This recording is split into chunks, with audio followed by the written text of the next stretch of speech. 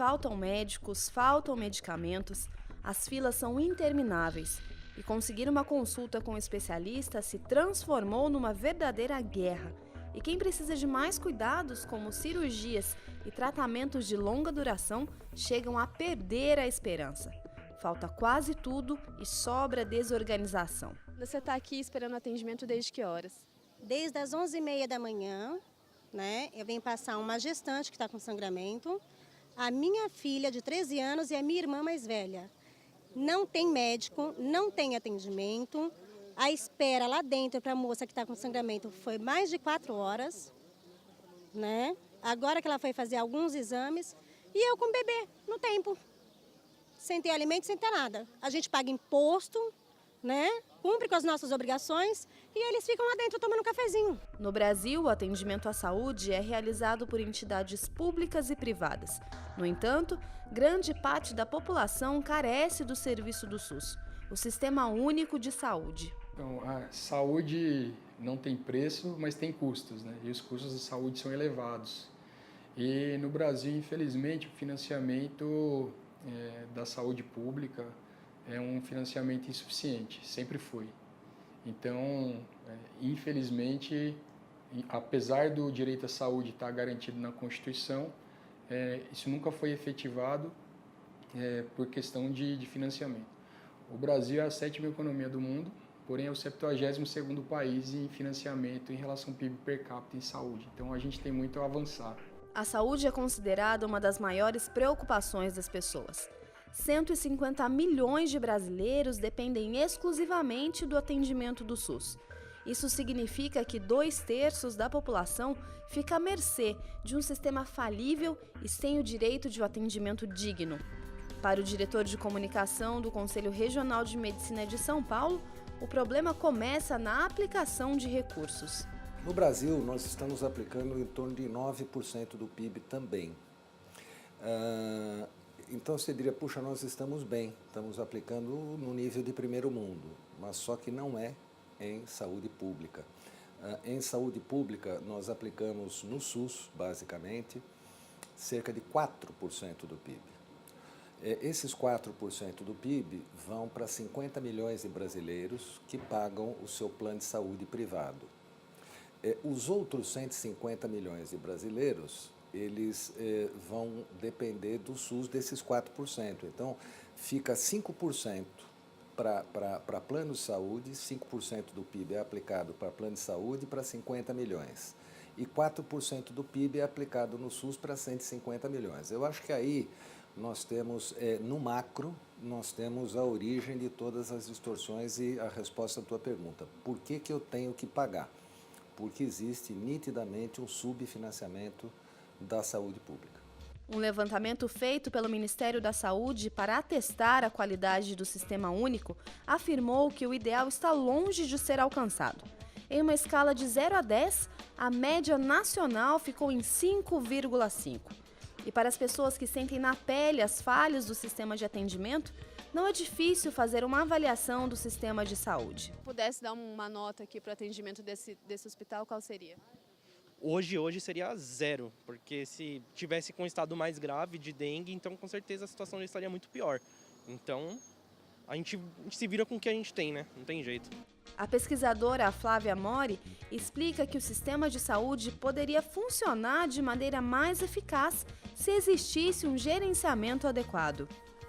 Essa falta de controle que se tem entre o quanto se atende, o quanto se gasta, o quanto se demanda naquela região, faz com que todos os incentivos que a gente tenha dentro do SUS sejam um pouco tortos em relação ao que a gente gostaria de alcançar como uma saúde pública de boa qualidade e excelência para a nossa população. Porque é para ser um atendimento universal, integral, ou seja, desde o começo até o fim do tratamento e de qualidade excelente. Porque a gente tem profissionais excelentes, a gente tem infraestrutura, o problema é como que a gente faz esse gerenciamento, o casamento entre demanda e oferta. Por telefone, o representante do Conselho Federal de Medicina do Estado de São Paulo, Dr. Jorge Carlos Cury, ressalta a complexidade do problema.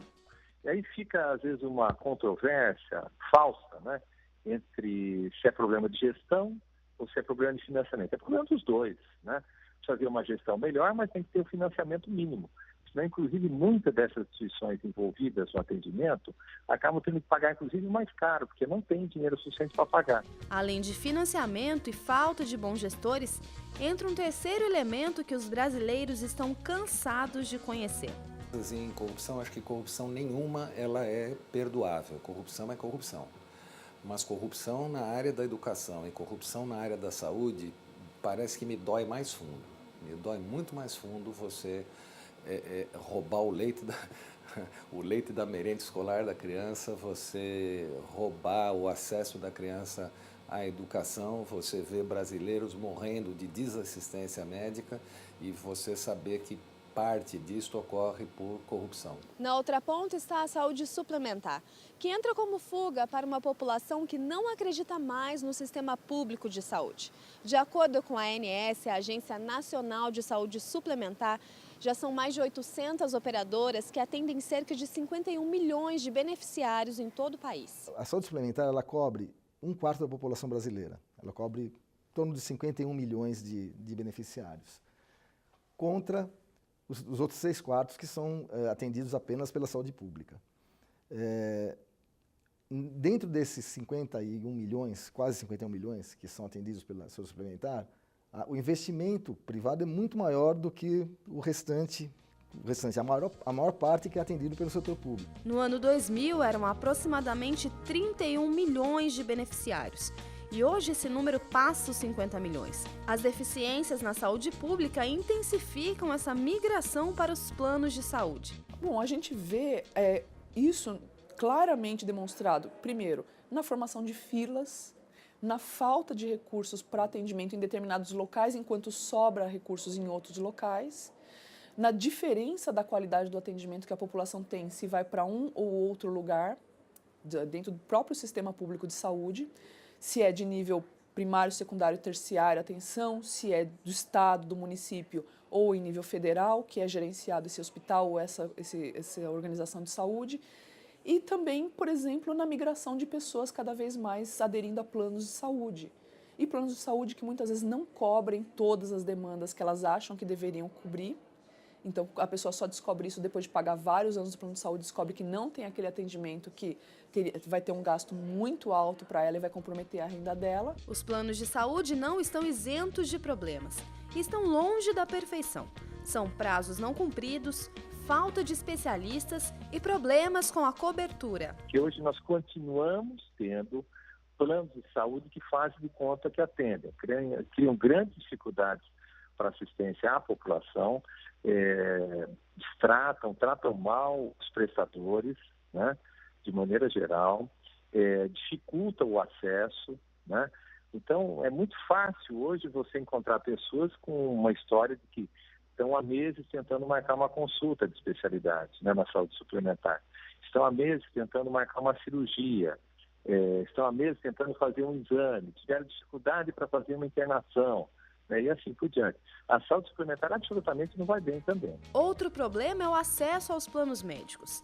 Apesar do Brasil ter um sistema único de saúde, que pressupõe acesso universal e integral ao atendimento, sem desembolsos extras além dos impostos que todos pagam, 7% dos domicílios brasileiros, nos quais vivem cerca de 11 milhões de pessoas, já comprometem 20% ou mais do seu poder de compra com gastos na saúde. Nós temos a venda de planos de saúde no país todo a preços irreais, a preços muito baixos, tá? Exceto para as faixas etárias mais altas, principalmente acima dos 50, 60 anos, você tem contribuições mensais para o plano de saúde com valores altos. Nas outras faixas, você tem uma contribuição muito baixa mensal devido à concorrência entre as empresas. Então, elas vendem um plano para você, prometendo mundos e fundos, e, na verdade, pelo preço que ela vende, ela não consegue cumprir aquilo. Apesar de existirem planos médicos com preços mais baixos, para alguém que recebe um salário mínimo, pagar 1/3 do seu rendimento em um plano médico é inviável.